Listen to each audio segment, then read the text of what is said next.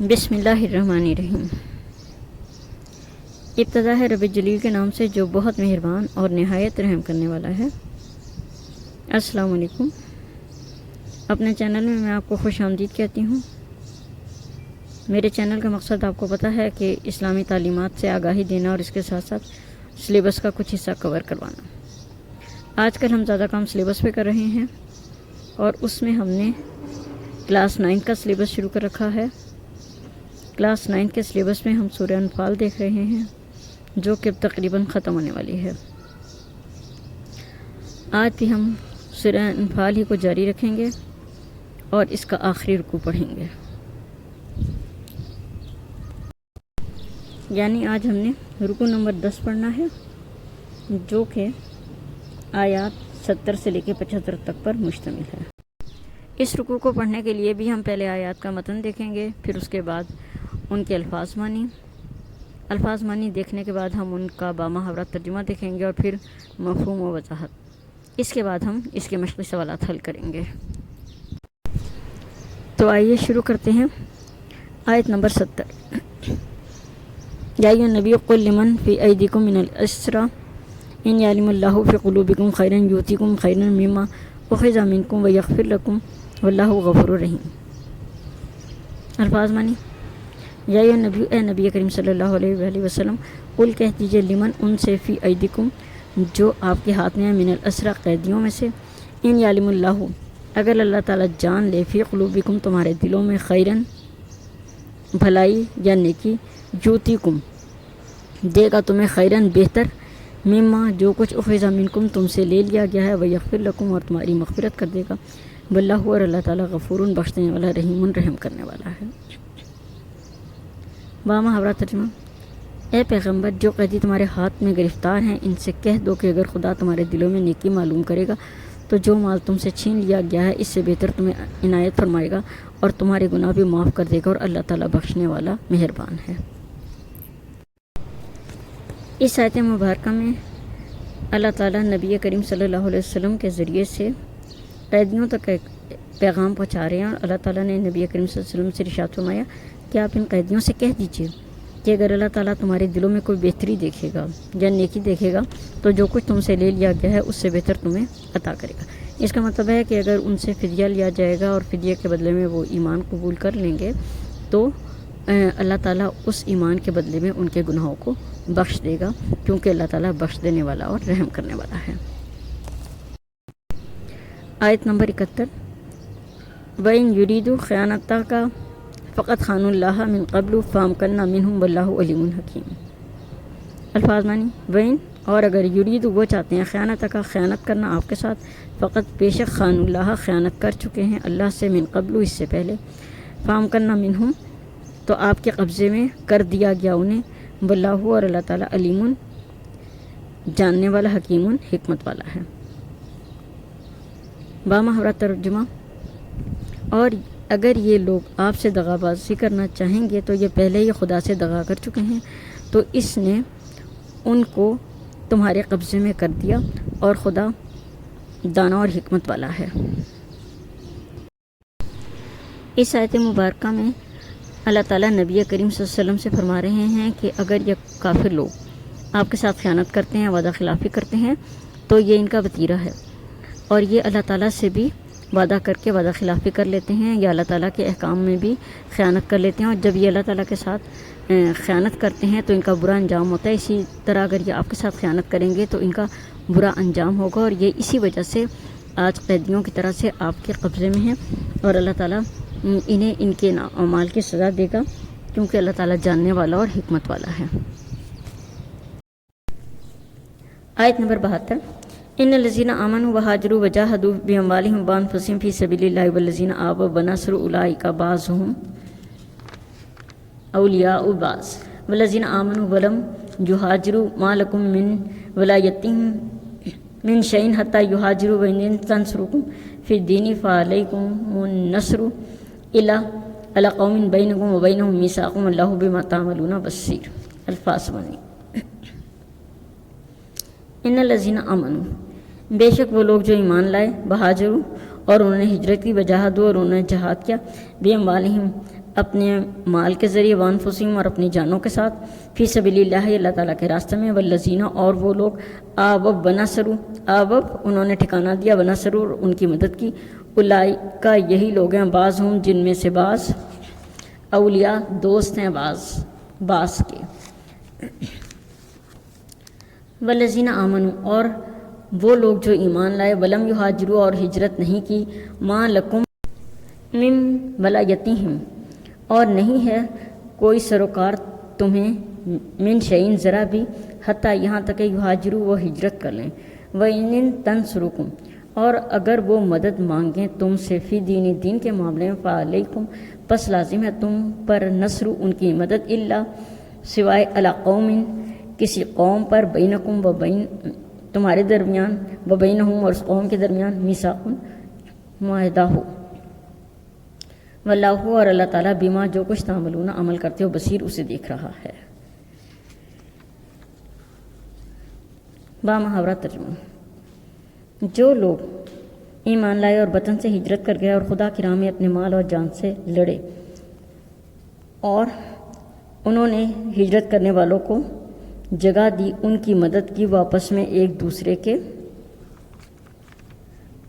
بھائی ہیں یا ایک دوسرے کے دوست ہیں اور جو لوگ ایمان تو لے آئے لیکن ہجرت نہیں کی تو جب تک وہ ہجرت نہ کریں تم کو ان کی رفاقت سے کچھ سروکار نہیں اور اگر وہ تم سے دین کے معاملات میں مدد طلب کریں تو تم کو مدد کرنی لازمی ہے مگر ان لوگوں کے مقابلے میں کہ تم میں اور ان میں صلح کا عہد ہو مدد نہیں کرنی چاہیے خدا تمہارے کاموں کو دیکھ رہا ہے۔ اس آیت مبارکہ میں مسلمانوں کے درمیان رشتہ ولایت یا دوستی کا ذکر ہے۔ یہ دوستی مہاجرین اور انصار کے درمیان قائم ہوتی۔ ان الذین آمنوا سے مراد یہاں وہ مسلمان ہیں جن کے درمیان یہ رشتہ اخوت قائم کیا گیا تھا۔ پہلے تو وہ مسلمان ہیں جو مکہ سے ہجرت کر کے مدینہ آئے تھے اور جنہوں نے اسلام کی خاطر اپنا گھر بار اور اپنے عزیز و اقارب کو چھوڑ دیا تھا۔ یہ لوگ اللہ کے دین کی سربلندی کے لیے نبی کریم صلی اللہ علیہ وآلہ وسلم کے ساتھ جہاد کے لیے نکلے تھے اور انہوں نے اپنی جانوں اور مالوں سے جہاد کیا تھا۔ دوسرے وہ مسلمان ہیں جو مدینہ میں مقیم تھے۔ ان لوگوں نے اپنے مہاجر بھائیوں کی ہر طرح سے مدد کی تھی اور ان کا ساتھ دیا تھا۔ یہ انصار کہلائے۔ انصار مدینہ نے اپنے مہاجر بھائیوں کو اپنے مال و اسباب اور تجارت میں بھی شامل کر لیا تھا۔ ان دونوں گروہوں کے درمیان نبی کریم صلی اللہ علیہ وسلم نے رشتہ اخوت قائم کیا تھا جو کہ مواخات مدینہ کے نام سے یاد کیا جاتا ہے۔ مسلمانوں کا تیسرا گروہ وہ تھا جس نے اسلام تو قبول کر لیا تھا مگر وہ ہجرت نہیں کر سکے تھے۔ یہ لوگ جو دارالکفر یا کافروں کے دیش میں رہتے تھے اگر یہ کسی سے کوئی معاہدہ کرتے ہیں تو اسلامی ریاست میں رہنے والے مسلمان اس معاہدے کے پابند نہیں ہیں۔ اگر مسلمانوں کا کوئی امن معاہدہ کافروں کے ساتھ ہے اور دارالکفر میں رہنے والے مسلمانوں کا ان کافروں سے کسی بات پر تنازع ہو جاتا ہے تو اسلامی ریاست مسلمانوں کی مدد نہیں کرے گی بلکہ اس معاہدے کی پاسداری کرے گی۔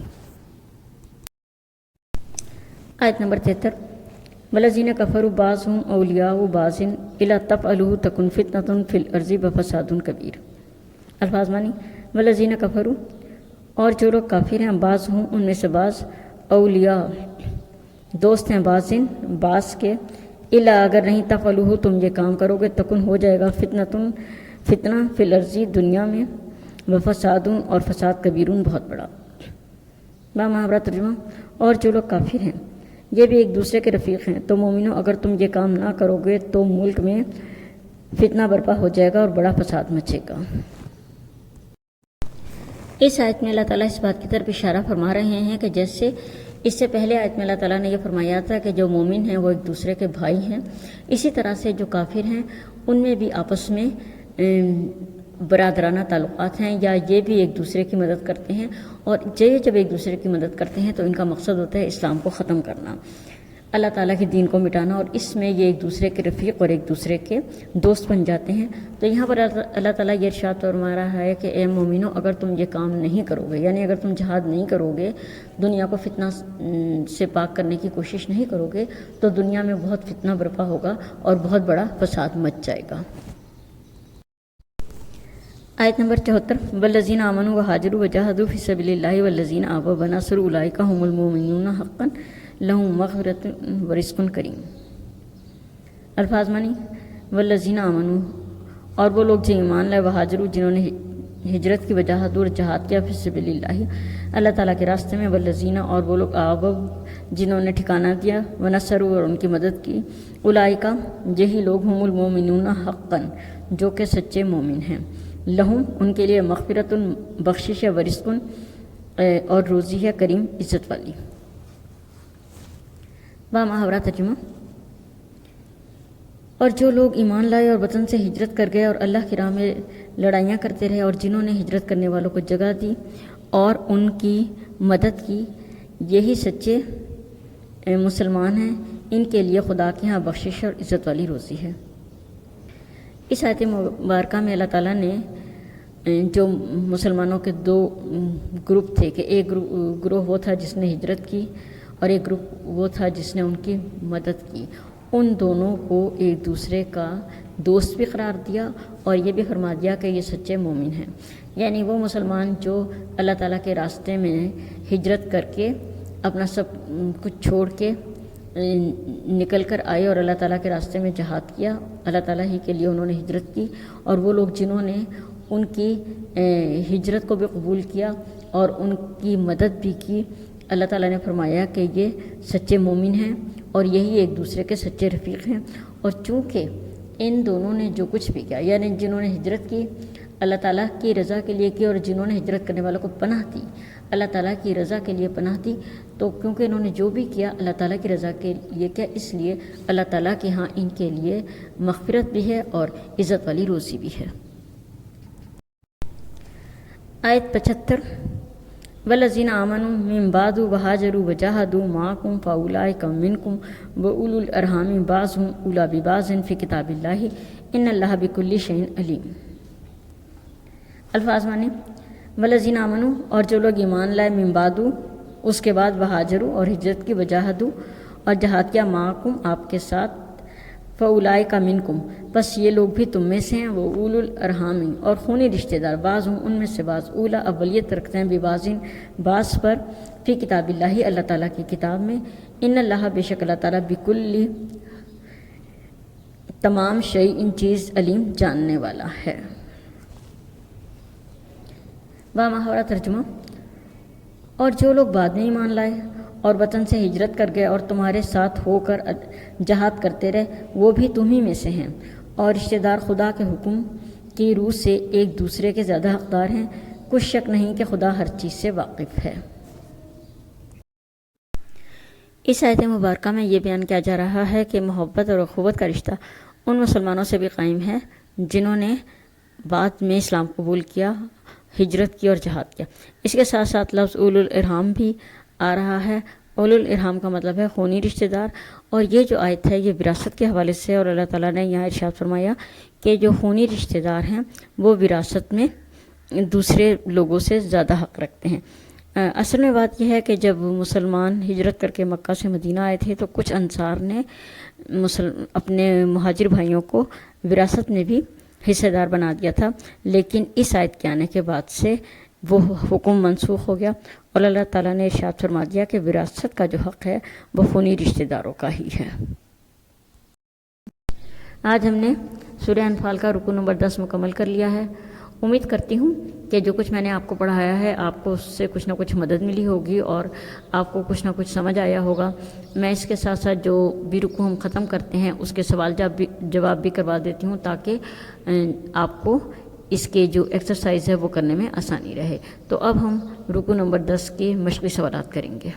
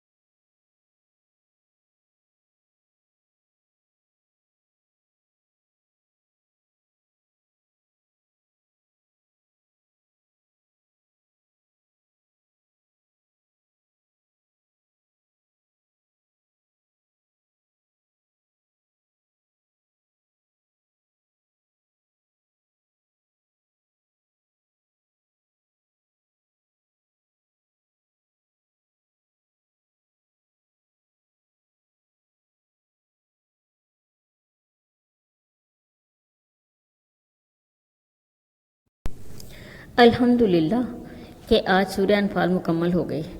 اللہ تعالیٰ کا لاکھ لاکھ شکر ہے کہ ہم نے اس صورت کو ختم کر لیا ہے، اور اب اس کے بعد انشاءاللہ تعالیٰ ہم سورہ احزاب شروع کریں گے۔